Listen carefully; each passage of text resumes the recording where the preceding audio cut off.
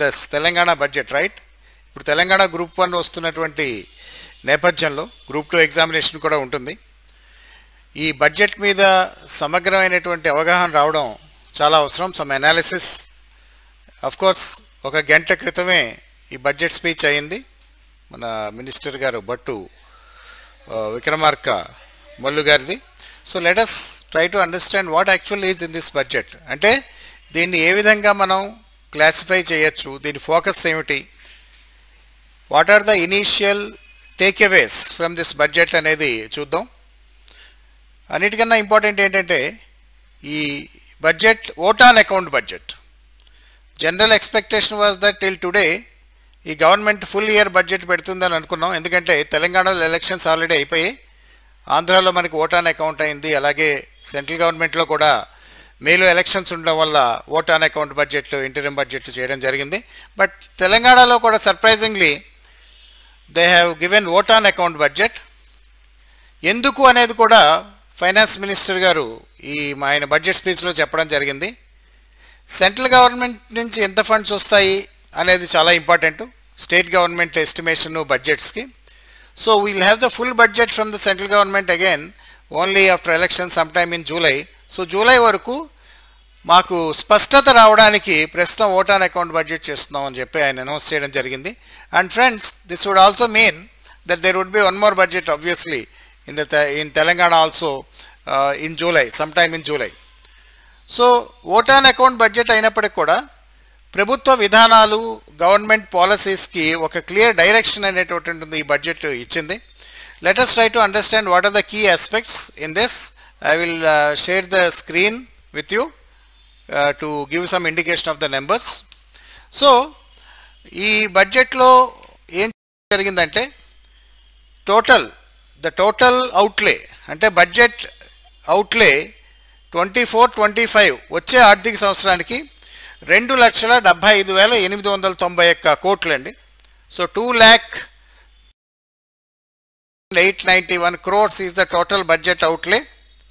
ఇందులో lion share అంటే ప్రధాన భాగం ఎలక్షన్ మ్యాండేట్లో వాళ్ళు ఇచ్చినటువంటి ఈ 6 గ్యారంటీలకి కేటాయించడం జరిగింది. అదొక important point. If you see there are some political discussions, ఈ 6 గ్యారంటీలు ఇంప్లిమెంట్ చేస్తారా చేయరా అనే దాని మీద కూడా కొంత తర్జన నడిచింది. కాబట్టి now the point is that they have given the primacy to the 6 guarantees. Of course, some of them have already been implemented like free travel and all other aspects. Rest they said they are going to implement it. అయితే ఏంటంటే అసలు పాత గవర్నమెంట్తో చూస్తే, అంటే previous బడ్జెట్స్తో చూస్తే ఎగ్జామినేషన్లో we are government neutral, party neutral. But you will definitely be asked about comparison. 2023 budget outlay ఎంత, 2024-25, 23-24 బడ్జెట్ ఎంత, 24-25 బడ్జెట్ అవుట్లే ఎంత, 2 సంవత్సరాలు ఇప్పుడు గుర్తుపెట్టుకోవాలి. సో ఇక్కడ ఎగ్జామినేషన్లో మీరు రాసేటప్పుడు టీఆర్ఎస్ అనేది తీసేయండి. I'm just telling you that the government, okay, to give an indication. Last years budget 23-24 had an అవుట్లే, higher అవుట్లే of 2,90,396 crore, అంటే 2,90,396 కోట్లు వీళ్ళు ఎలొకేట్ చేయడం జరిగింది లాస్ట్ ఇయర్. దాంతో పోలిస్తే ఇది 2,75,891, అంటే 2,76,000 అని అనుకోవచ్చు. 109 తీసేస్తే కలిపితే. సో ఆబ్వియస్లీ రఫ్లీ 2,76,000 కోట్ల బడ్జెట్ని వీళ్ళు 2,76,000 కోట్ల బడ్జెట్ని వీళ్ళు ప్రజెంట్ చేశారు. సో లాస్ట్ ఇయర్ బడ్జెట్ కన్నా ఇది దాదాపు ఆల్మోస్ట్ ఒక 15,000 వరకు కూడా తక్కువ. So definitely first point of analysis ఏంటంటే ఈ బడ్జెట్లో ఫైనాన్స్ మినిస్టర్ మన బట్టి విక్రమార్క మల్లు గారు, he had shown some kind of fiscal discipline. అంటే ఎక్కువ ఖర్చు పెట్టేయాలి అనే తపనకి పోకుండా they have shown some kind of fiscal prudence అంటారు, దీన్ని fiscal prudence అంటారు. If you are trying to regulate your expenditure, we can definitely say that they have shown the fiscal prudence. Next ఏంటంటే రెవెన్యూ ఎక్స్పెండిచర్, క్యాపిటల్ ఎక్స్పెండిచర్ అనేది చాలా important segments. ఇందులో మనం గుర్తుపెట్టుకోవాల్సినవి, any బడ్జెట్లో క్వశ్చన్లు అడుగుతుంటే ఆబ్జెక్టివ్ టైప్లో కానీ డిస్క్రిప్టివ్ టైప్లో అనాలిసిస్లో కానీ, ఇప్పుడు prelims group 1 prelims next budget ముందు జరిగే అవకాశం ఉంది. వాళ్ళు జూన్లోనో ఎప్పుడో ప్రిలిమ్స్ పెడితే your main points have to be based on this budget. That's and మెయిన్స్కి మళ్ళీ నెక్స్ట్ బడ్జెట్ వస్తే దాన్ని చదువుకోవాల్సి వస్తుంది. So I suggest you please remember this. Revenue expenditure, revenue వ్యయం 2,01,178 కోట్లు ఉంటే క్యాపిటల్ ఎక్స్పెండిచర్ మూలధన వ్యయం 29,669 కోట్లు ఉంది. ఇది కూడా డెఫినెట్లీ వెరీ సబ్జ్యూడ్ ఎక్స్పెండిచర్ అండి. కీ అలొకేషన్స్ చూస్తే ఇక్కడ ఇది 53 actually, okay, compared to all other aspects. So key allocations కనుక చూసినట్లయితే దాదాపు అంటే కీ అలొకేషన్స్లో ఆల్రెడీ స్పెండ్ చేసిన అమౌంట్ కూడా ఉంది. కీ అలొకేషన్స్ చూసినట్లయితే దాదాపు 54,196 కోట్లు వీళ్ళు కీ అలొకేషన్స్గా ఇవ్వడం జరిగింది. అట్ ద సేమ్ టైం ఇప్పుడు ప్రయారిటీ పరంగా చూసామనుకోండి, ప్రయారిటీ పరంగా చూస్తే చాలా ఇంపార్టెంట్ పాయింట్స్ మీకు.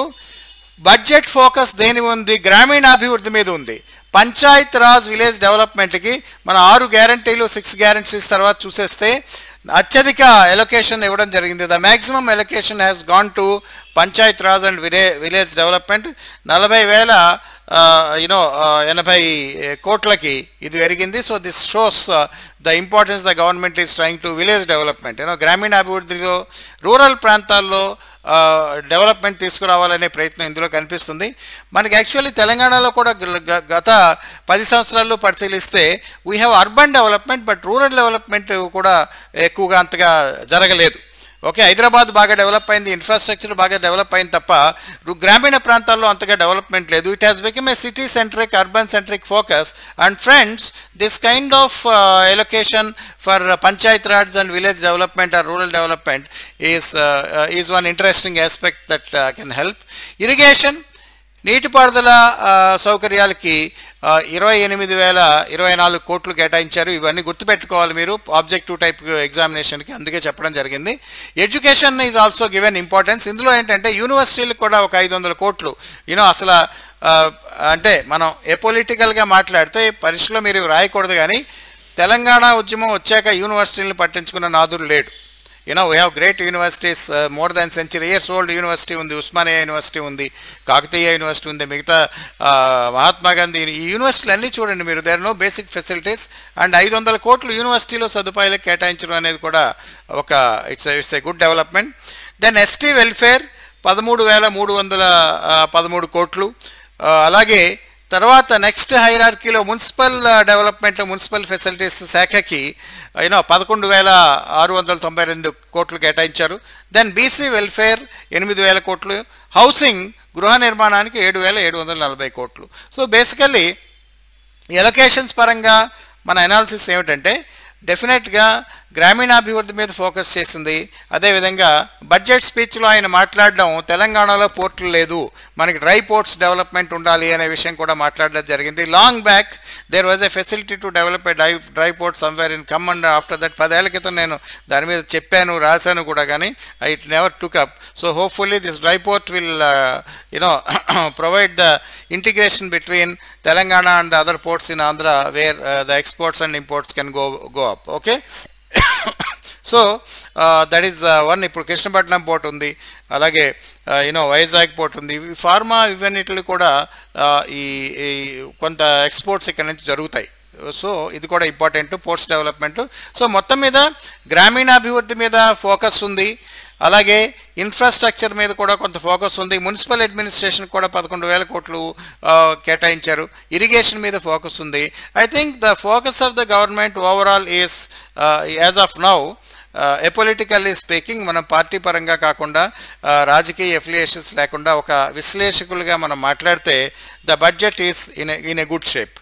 ఓకే, దెన్ అఫ్ కోర్స్ ఇవన్నీ revised last years revised expenditure and other estimates అవి పెద్ద ఇంపార్టెంట్ కాదు ఎగ్జామినేషన్ పరంగా. అయితే ఏంటంటే బడ్జెట్లో ఇంకొక ముఖ్య విషయం ఆయన చెప్పింది, ఎలొకేషన్లో టీఎస్పిఎస్సి, మనకి టీఎస్పిఎస్సి చాలా ఇంపార్టెంట్, రిక్రూట్మెంట్ చాలా ఇంపార్టెంట్. ఒక 15,000 పోలీసు ఉద్యోగాలు ఇస్తాం. అదేవిధంగా టీఎస్బిఎస్సిలో తెలంగాణ పబ్లిక్ సర్వీస్ కమిషన్కి స్టాఫ్ను పెంచడానికి కూడా ఒక 40 కోట్లు 40 crores ఇస్తామని చెప్పి ప్రకటించడం జరిగింది. చాలా మంచిది, ఎందుకంటే ఉద్యోగ సంఖ్య పెరుగుతుంది. సో ఎఫిషియన్సీ ఎక్కువ ఉంటుంది. దానివల్ల ఉద్యోగార్థులకు కూడా మంచి జరిగే అవకాశం ఉంది. 40 కోట్లు Telangana state public service commission కేటాయించడం జరిగింది. బడ్జెట్లో అనదర్ ఇంపార్టెంట్ పాయింట్ ఏంటంటే గవర్నమెంట్ అధికారికంగా ఓవరాల్ తెలంగాణ ఎకానమీ పరిస్థితి ఎలా ఉంది, మన ఆర్థిక వ్యవస్థ పరిస్థితి ఎలా ఉంది అనేది చెప్పడం కూడా జరిగింది. ఆయన చెప్పిన దాంట్లో even a prosperous state like ours has been reduce to a begging bowl due to the mistreats of the earlier rulers. అంటే మనం ఎగ్జామ్లో రాస్తే ఎకనమిక్ కండిషన్ ఆందోళనకరంగా ఉంది రాయాలి, కేసీఆర్ పాడు చేశారు లేదా ఈయన ఇంప్రూవ్ చేశారు, ఇలా పొలిటికల్గా రాయకూడదు. You are going to be the administrators and we are teachers, we should be neutral in examination. But ఈయన చెప్పిన దాని ప్రకారం ఏంటంటే ఆర్థిక వ్యవస్థ పరిస్థితి అంత ఆందోళనకరంగా ఉంది అని చెప్పడం జరిగింది. Instead of spending on infrastructure development the old government had frittered it on the non essential activities అనేది పొలిటికల్ స్టేట్మెంట్ అనుకోండి. అయితే ఒక విషయం మాత్రం ఇంపార్టెంట్, గవర్నమెంట్ పేమెంట్స్ కూడా ఆగాయి గత ప్రభుత్వ హయాంలో. ఇప్పుడు ఇది కూడా ఒక విషయాన్ని తీసుకుని గవర్నమెంట్ క్రెడిబిలిటీ, అంటే ఇప్పుడు కాంట్రాక్టర్స్ వర్కర్స్ డబ్బులు ఇవ్వకపోవడం, గవర్నమెంట్ వాళ్ళకి శాలరీస్ ఇవ్వకపోవడం, లేట్గా ఇవ్వడం, ఇటువంటివి నడిచాయి. So this point was taken note of. And obviously ఎవరైతే ప్రభుత్వ నుంచి వచ్చే రాబడితో ఇన్వాల్వ్ అయ్యి ఉన్నారో వాళ్ళకి వస్తే మంచి విషయం. This a good part because any financial commitment has to be honoured. Then GSDP in the fiscal year 2023-24 అంటే మొన్న ఈనాటి ఆర్థిక సంవత్సరంలో అడ్వాన్స్డ్ ఎస్టిమేట్స్ ప్రకారం తెలంగాణ జిఎస్డిపి కరెంట్ ప్రైసెస్ అంటే ప్రివైలింగ్ ప్రైసెస్, సో కరెంట్ ప్రైసెస్లో కాన్స్టెంట్ ప్రైసెస్ అంటే ఇన్ఫ్లేషన్ ప్రభావాన్ని తీసేయడానికి ఒక బేస్ ఇయర్ తీసుకుని 11-12 బేస్ ఇయర్ తీసుకుని చెప్పేదాన్ని కాన్స్టెంట్ ప్రైసెస్ అంటారు. So Telangana state domestic product GSDP పెరిగింది ఈ 2023-24లో, అంటే నెక్స్ట్ మంత్ మార్చిలో ఏదైతే ఎండ్ అవుతుందో. ఇప్పుడు అడ్వాన్స్డ్ ఎస్టిమేట్స్ ప్రకారం ద జిఎస్డిపి ఈజ్ 14,49,708 crore. ఇది కూడా గుర్తుపెట్టుకోవాలి మీరు ఆబ్జెక్టివ్ టైప్ పరంగా కూడా. ఎస్ఏ పరంగా, ఎస్ఏ అంటే నెక్స్ట్ బడ్జెట్లో వచ్చే అవకాశం ఉందనుకోండి, but objective type group 1 films కానీ గ్రూప్ 2లో కానీ ఈ జిఎస్డిపి వాల్యూ ఎంత అంటే, of course percentage you could as well see in the calculation here, but GSDP value ఎంత అంటే 14,49,708 crore. ఎకనమిక్ గ్రోత్ రేట్ కాస్త డౌన్వర్డ్ ట్రెండ్లో జరిగింది. లాస్ట్ ఇయర్ 14.7% ఉంటే ఆర్థిక వృద్ధి స్టేట్లో రాష్ట్ర ఆర్థిక వ్యవస్థ వృద్ధి ఈసారి 11.3కి తగ్గింది. అయితే ఏంటంటే నేషనల్ లెవెల్తో పోలిస్తే నేషనల్ లెవెల్లో కూడా డిక్లైన్ జరిగింది. సో తెలంగాణ ఇంకా భారతదేశ ఆర్థిక వ్యవస్థలో ఒక లీడ్ అనేది మెయింటైన్ చేస్తోంది. ఇప్పుడు as of now we speak 2023-24లో Telangana state growth rate was higher by 2.4% then the national average. India GDP gross domestic రేట్తో చూస్తే ఇది హయ్యరు, అది ఇంపార్టెంట్.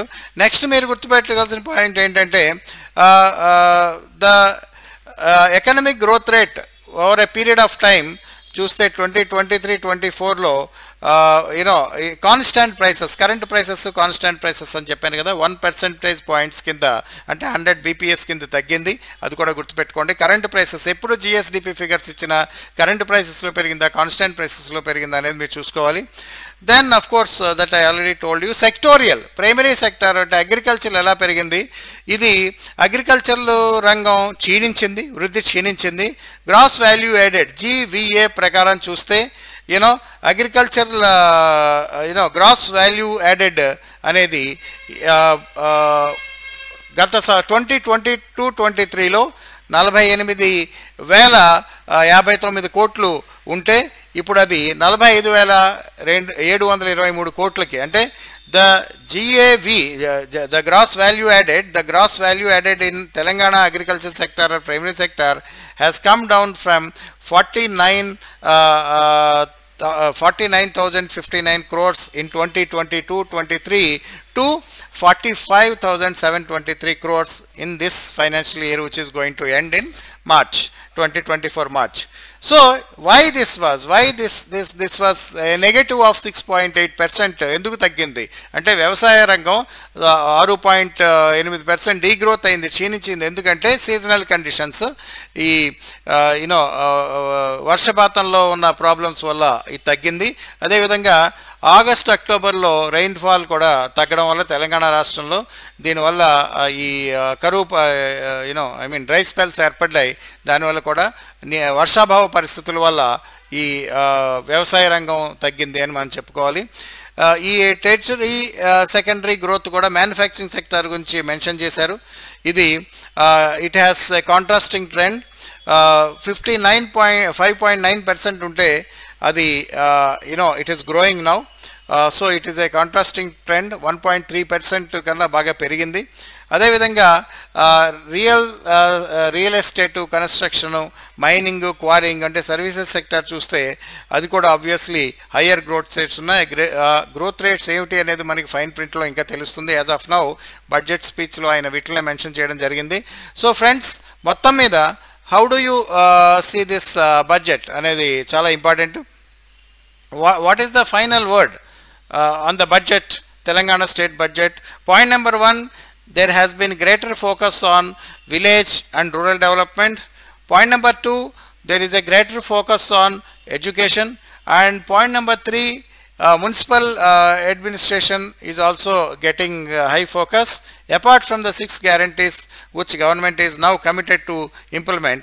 So overall మనం ఏం చెప్పచ్చు అంటే ఇది ఒక ఫిస్కల్ ప్రుడెన్స్, అంటే కొంతవరకు విజ్ఞతతో కూరుకున్నటువంటి బడ్జెట్. అంటే మనం ఎక్కువ అన్నాం, ఇంత ఖర్చు పెట్టేస్తాం అని ఖర్చు పెట్టకుండా ఉండే కన్నా తక్కువ చెప్పి మొత్తం ఖర్చు పెట్టాలని. ఇందులో ఈ ప్రజెంటేషన్లో, ఈ ఎనాలిసిస్లో నేను చెప్పింది ఏంటంటే లాస్ట్ ఇయర్ గవర్నమెంట్ బడ్జెట్లని కూడా ఈ గవర్నమెంట్ బడ్జెట్ స్పీచ్లో మెన్షన్ చేయడం జరిగింది. గత ప్రభుత్వంలో ఈ బడ్జెట్ అవుట్లే ఎక్కువ చెప్పారు కానీ యాక్చువల్ స్పెండింగ్ చాలా జరగలేదు అనే ఒక మాటను వాడు వారారు. అది రైతు బంధు కానివ్వండి, ఇతర స్కీమ్స్ కానివ్వండి, గవర్నమెంట్ ఖర్చు పెడతాం అని బడ్జెట్లో ఏవైతే చెప్పారో వాటిని ఖర్చు పెట్టలేదు అని ఒక స్టేట్మెంట్ ఇవ్వడం జరిగింది. అది politically of course controversial, but మనం గవర్నమెంట్ నమ్మాలి, ఏ గవర్నమెంట్ ఉన్నా గవర్నమెంట్ నమ్మాలి ఎగ్జామినేషన్ పరంగా. So the fiscal prudence is important in the sense that they are not trying to inflate. అధికారంలోకి వచ్చాం కదా మొత్తం బడ్జెట్ పెంచేద్దాం అనే ప్రయత్నం లేకుండా it's a subdued budget, and as of now it looks beneficial for Telangana to give focus on village development and panchayat raj. Okay, infrastructure గురించి కూడా మాట్లాడారు, అది ఫైన్ ప్రింట్లో మనం చూడాల్సి వస్తుంది. So as of now these are the key points I want you to understand in this budget. Okay, thank you.